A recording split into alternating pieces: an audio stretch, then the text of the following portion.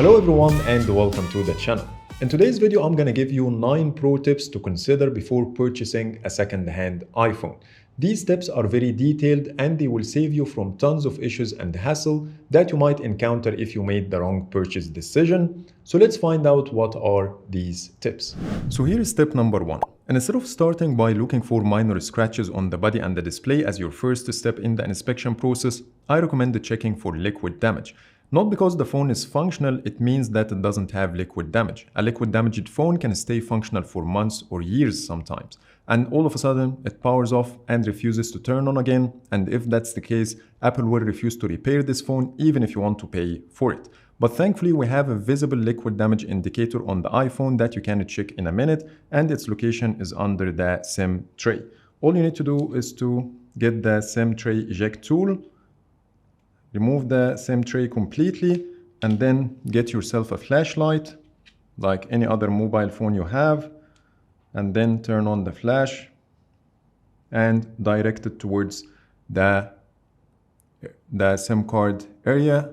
And if you see anything in red color, that means that this phone has a liquid damage. Sometimes it's red and sometimes it's slightly pink. So any of those two colors indicate that this phone has a liquid damage. And if that's the case, I don't recommend buying this iPhone. And by the way, there is a page on Apple's website that will show you the location of the liquid indicator per model since the very first iPhone till now. And most of them are located under the SIM tray, except for the very old models that are no longer available for sale anyways. Tip number 2 is to check if the device you're purchasing is part of any Apple service program. So what is Apple service program? When Apple identifies a manufacturing issue in any of the devices they make, they create a service program that will allow you to replace or repair this device completely free of charge, even if the device is out of warranty, because it's their fault. There is also a page on Apple's website that will show you all the current service programs. So let's take the iPhone 12 service program as an example. The program says that Apple has determined a very small percentage of iPhone 12 and the 12 Pro devices may experience sound issues due to a component that might fail on the receiver module. Affected devices were manufactured between October 2020 and April 2021. So I'm going to show you later in the video how to check the manufacturing date, but let's scroll all the way down to show you another important piece of info in this page. It says here that the program covers affected iPhone 12 or iPhone 12 Pro devices for 3 years after the first retail sale of the unit. And that means you should count the 3 years starting from the release date of the device in Apple stores. So if the phone you're purchasing is part of this program, at this point you need to decide if you want to proceed with the purchase and replace this device later from Apple,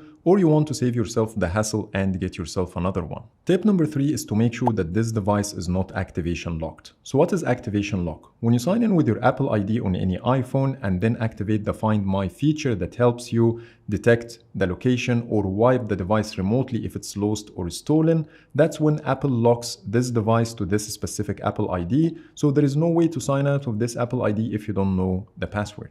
So maybe the person who's trying to sell you the device has his own Apple ID already set up with the activation lock activated, and when you try to make a software update or reset the device for any reason, it will ask you for the Apple ID password, and if you don't know it, it will be stuck on this screen forever and you will never be able to use this phone without knowing the password. The only other way to remove activation lock is by calling Apple Care with the original purchase receipt, and they will take a copy from this receipt and go through a validation process that takes up to 48 hours and then come back to you with one of two answers. Either they agreed to remove the activation lock if you are lucky, and if you are unlucky, they will tell you will not be able to remove the activation lock, and that's when you will be completely stuck with this iPhone, not able to do anything with it, and it will always show you one screen. What is the password of this Apple ID? Maybe the person who's trying to sell you the device is also aware of this and he's trying to scam you and sell you this iPhone because he or she failed to remove the activation lock in the first place. So you need to be very careful and make sure that this phone is not activation lock. And now let's take a look at how you can do this. If the phone is in the normal state, like in my case here, all you need to do is to go to settings, then tap on the Apple ID menu, then find my iPhone. And if the switch is turned on, that means there is an activation lock. When you turn off the switch, it will ask you for the Apple ID password. At this stage, let the other person put the password and turn off the Find My feature. If he or she failed to do so, that means they are trying to scam you. The second scenario is you might get the phone already on the hello screen. And if that's the case, you need to finish all the steps until you reach the home screen successfully. Because if the phone is activation locked, it will ask you for the Apple ID password in the middle. And if you failed to put the password, it will be stuck as well on the same screen forever. And you have to go through everything I mentioned before. Tip number 4 is to make sure that the serial number under your settings matches the one written on the box. Because if it's not, it means one of two things. Maybe this device is already replaced or refurbished and this person doesn't want to tell you to avoid lowering the price, or maybe there is something even more suspicious. So if you want to check the serial number, it's very simple. Go to your settings and from settings go to general and then about, and you will find all the numbers you need to know over here. Now we are done with the activation lock, so let's talk about the microphones. Any iPhone has multiple microphones and each one is made for different purpose. And for you to test all of them, you have to do different steps. Let's start with the microphone on the front, the one next to the earpiece that you don't see. And this one is mainly for making calls on the speakerphone or to pick up your voice when you record front-facing videos. So for you to test this microphone, head over to the camera app, switch to the front camera and hit the record button.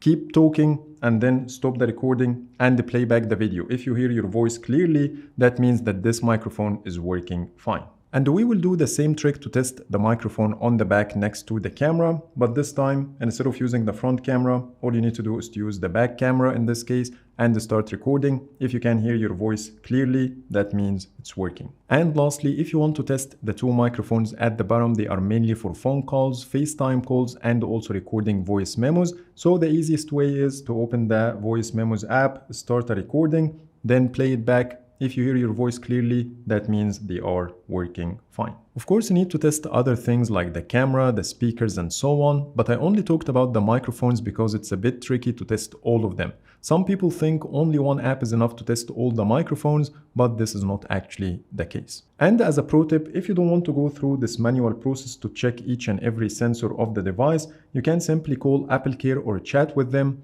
and request to do full diagnostics for the device, and they will be able to do it on the call and tell you the results immediately, but just make sure you are connected to a stable internet connection before calling them. Now let's talk about the model number and how this small piece of information can save you from tons of issues in the future. So here I took a screenshot from my About page, and you see here that my model number starts with the letter M. The first letter in the model number means something. If it starts with the letter M, that means that I bought this phone as brand new and it's not replaced or refurbished. If the model number starts with the letter P for Papa, that means that this phone has personal engraving. So if the person who's selling the phone decided to put his name or signature on the device using Apple's engraving, that's when the model number will start with the letter P. Then we have two more letters. The letter F for Fox, and this one means that the iPhone is refurbished. So if you don't want to buy a refurbished iPhone, you need to stay away from this letter. And then we have the letter N for November, which means it's a replacement unit. So for example, if your original unit got faulty and you went to the Apple store and they replaced it for you, you might get a model number starts with the letter N for November, and sometimes it might start with the letter F for Fox. But the model number can also save you from a big problem that you might encounter if you didn't take care of before purchasing, which is, does Apple service this iPhone in the country where I live or not? So let me give you an example. Let's say you went for a vacation to the US and you bought yourself a second-hand iPhone or even a brand new one under warranty from Apple. Then you went back to your home country, you found a fault in the device, then you decided to call the service provider, and you will be surprised that this model cannot be fixed where you live because it's the American model. Even though your warranty is active and you have a manufacturer fault, but you still can't do anything about it. So let me tell you how you can avoid this problem. I'm not talking about the model number starts with the letter M, but when you tap on it, it will change into a different one. I have another screenshot, shows here that the model number is A2894. All you need to do to make sure that it can be fixed in your home country is to contact AppleCare, and they will tell you this information because it's very hard to find online. I recommend doing this check even if you bought the device as a second hand from someone that you know in your country, because this person might already bought it from a different one and you will be the one stuck with it, not the person who sold it to you. Next, make sure that the iPhone you're purchasing is not an as-is iPhone. So what is an as-is iPhone? It's simply a phone that Apple don't support in any way. They don't give you warranty, they don't repair it. even if you want to pay for the repair, they will still reject it. And these phones are the ones you might find in display when you go to any store or something, or they are the ones meant for recycling. So how would you know that this iPhone is not an as-is iPhone? Simply go to checkcoverage.apple.com, checkcoverage.apple.com, and put the serial number in this page, and it should tell you the purchase date. If the purchase date is April 1978, that means that this iPhone is an as-is iPhone. If the check coverage link didn't give you this piece of information, all you need to do is to call Apple Care or chat with them and give them the serial number, and they will tell you this piece of information. Now let me show you a quick tip before moving to the battery.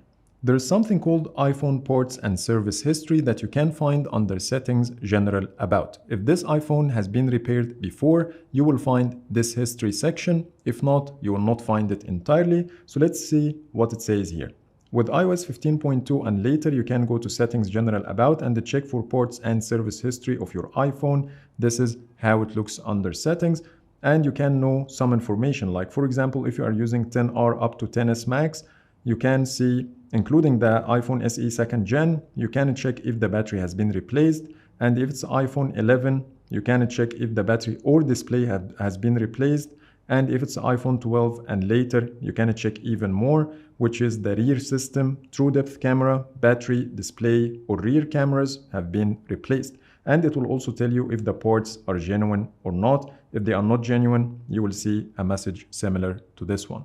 And now let's end this video by talking about the battery. And everybody will tell you that you need to go to Settings and then Battery and then Battery Health, and you need to check for the capacity. If it's 90%, that will be fine for a second-hand iPhone, but I think there is one more piece of information that you need to check as well. This piece of information is the charging cycles, and as per Apple's website, 500 is the benchmark, and if your battery is more than this, it's better to be replaced. So you need to know this piece of information before purchasing to make sure that the battery will stay with you for some time before replacing. Unfortunately, there is no direct way to know this information from your settings, but thankfully there is a quick shortcut that can help you get this information from your analytics data. I'm gonna leave its link in the description below. So let's tap on it and add it to the gallery and see how it works.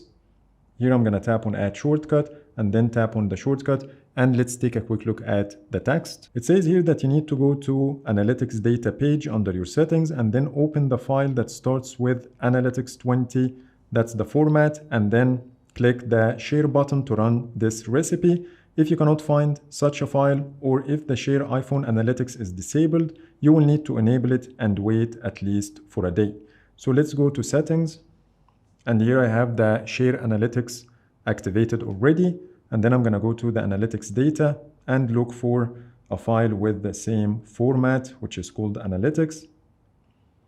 Unfortunately, I think I don't have this, so I'm gonna give it some time until it generates a file for me, because the feature was already turned off while filming this video, but I will show you a quick example right now on a different phone. So here's what you get when you share the file with the shortcut. This is a screenshot from my friend's iPhone, and it says here that the cycle count is 405, which is pretty close to 500, and that means that this battery needs to be replaced soon, even though the battery capacity in this case is 90%. So the capacity is not the only thing you need to consider before purchasing a second-hand iPhone. But anyways, if you're not going to be able to follow the steps I just mentioned, you can also contact Apple Care and request battery diagnostics, and then ask for the cycle count to get this piece of information. So that's pretty much it for today. Those are all the pro tips I wanted to share with you to help you make a thoughtful purchase decision for any second-hand iPhone. And if you know even more, please let me know in the comments below.